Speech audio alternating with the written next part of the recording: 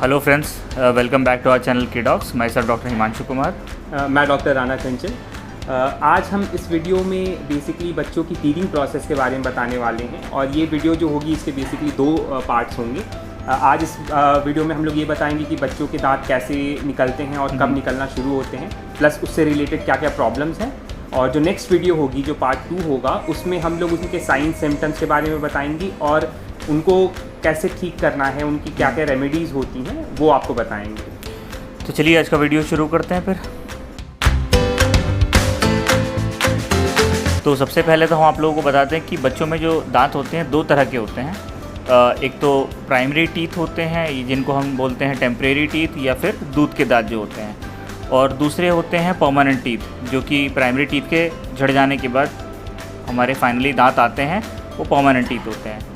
तो जो दांतों के बनने का जो एक प्रोसेस होता है, ये बच्चा जब जन्म लेता है उससे पहले ही शुरू हो चुका होता है। जब बच्चा माँ की गर्भ में होता है तो 3 या 4 महीने ऑफ जेस्टेशन पे बच्चों के दांतों का बनने का प्रोसेस शुरू हो जाता है। लेकिन जब बच्चा पैदा होता है तो दांतों का निकलना पैदा होने के बाद शुरू होता है। हाँ, तो जिस तरीके से बताया कि जो दूध के दांत होते हैं वो जनरली एक ओवरऑल एवरेज निकाला जाए तो 6 महीने से 30 महीने तक निकलते हैं। कुछ बच्चों में 1 आध महीने पहले भी हो जाता है और कुछ बच्चों में 1 आध महीने बाद भी होता है, बट 6 महीने एक एवरेज माना जाता है। तो इस बीच में आपके जितने दूध के दांत हैं, टोटल ये दूध के दांत जो होते हैं ऊपर और नीचे मिला के 20 दांत निकलते हैं जो कि इस पीरियड में आते हैं। ये जो दूध के दांत होते हैं ये 6 से 7 साल में हम लोगों के बच्चों में रहते हैं। उसके बाद ये झड़ना या गिरना शुरू हो जाते हैं। तो जो ये दूध के दांत हैं जो 2.5 साल की उम्र तक बच्चों में आ चुके होते हैं और 6 से 7 साल की उम्र तक परसिस्ट करते हैं। उसके बाद 6 to 7 ईयर्स ऑफ एज पे वो टूटना शुरू करते हैं, क्योंकि तब परमानेंट टीथ के आने का एक जो प्रोसेस है वो शुरू हो जाता है, निकलने का प्रोसेस शुरू हो जाता है।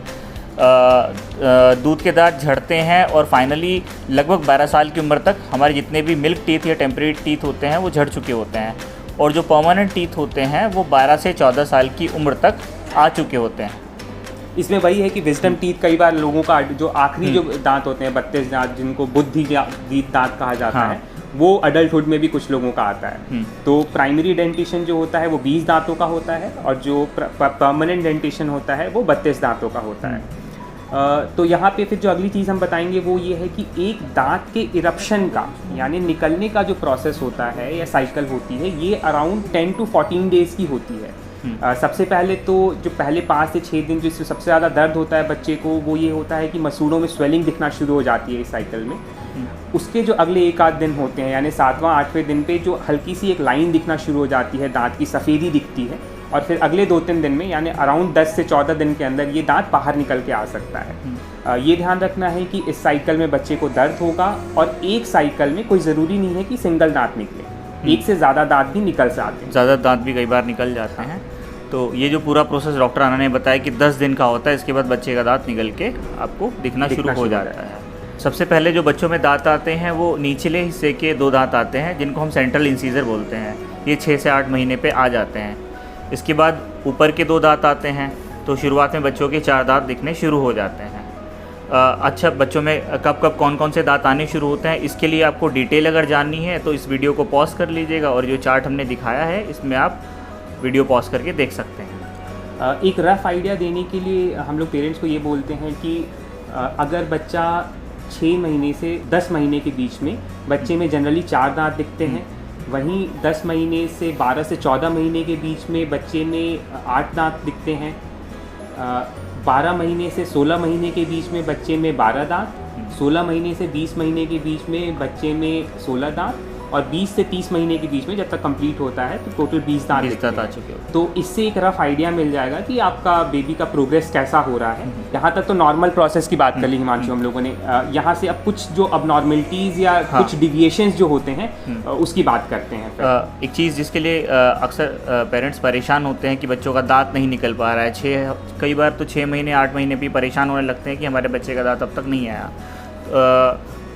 तो उसको वो डिलेड डेंटिशन यानी कि देर से दांत आने से कंफ्यूज करने लगते हैं। तो ये चीज़ जानना ज़रूरी है कि नॉर्मली किस एज ग्रुप तक दांत जनरली अपीयर करता है। तो वैसे तो मैंने बताया कि बच्चे का दांत 6 से 8 महीने पे पहला दांत निकल चुका होता है, बट फिर भी कुछ केसेस में क्या होता है, एक जो अपर एज लिमिट है वो 13 मंथ्स ऑफ एज है। अगर 13 महीने की एज तक अगर दांत आ गया तो ठीक है। अगर 13 मंथ्स के बाद भी दांत नहीं आया है तो उसको हम बोलते हैं डिलेड डेंटिशन। और ये जो डिलेड डेंटिशन होता है इसकी बहुत सारी वजह होती हैं, बहुत सारी कॉमन प्रॉब्लम्स होती हैं जिसकी वजह से ये चीज़ हो सकती है। कई बार तो एंडोक्राइनल कॉज होते हैं, जैसे कि हाइपोथायराइडिज्म है, जिसमें एंडोक्राइन मतलब हार्मोनल कॉजेज जो हम लोगों की होती है कि हार्मोनल इम्बैलेंसेस की वजह से बच्चों में डिले हो सकता है। इसके अलावा फैमिलियल होते हैं। कई बार होता है कि घर में पेरेंट्स में इस तरह की हिस्ट्री है कि उनके दांत देर से आए थे तो बच्चों के भी दांत देर से आते हैं। विटामिन डी डेफिशिएंसी हो सकती है। इसके अलावा कैल्शियम की डेफिशिएंसी हो सकती है। तो ये सारे जो हैं ये कॉजेज़ कॉमन कॉजेज़ हैं जिनकी जब कि अगर इतना डिले हो रहा है, दांत नहीं आया है बच्चे का, तो जो आपके डॉक्टर जिसके लाइन पे इन्वेस्टिगेट करेंगे, कॉजेज़ बहुत सारे होते हैं लेकिन ये कॉमन कॉजेज़ के बारे में हमने बताया यहाँ पर। अच्छा, यहाँ पे एक चीज़ और, डिलेड की तो नहीं बात करूँगा हिमांशु, एक चीज़ और होता है जो अक्सर पेरेंट्स के को ध्यान रखना होता है कि जो बच्चे बॉटल फीड होते हैं या हमेशा बॉटल को मुंह में रखते हैं, निपल्स को जो रहते हैं, टीथ्स को मुंह में रखते हैं, उनमें मैल एक्लूजन का या दांतों का सही से नहीं आना, टेढ़े मेढ़े दांत आते हैं उनमें। हाँ, तो प्लीज़ इस चीज़ को अवॉइड करना है कि बहुत, वैसे तो bottle feeding is not advise, लेकिन अगर बॉटल दे रहे हैं तो आपको बहुत जल्दी कोशिश करनी है कि बॉटल छूट जाए, वरना उसके डेंटिशन में प्रॉब्लम होती है बच्चों के।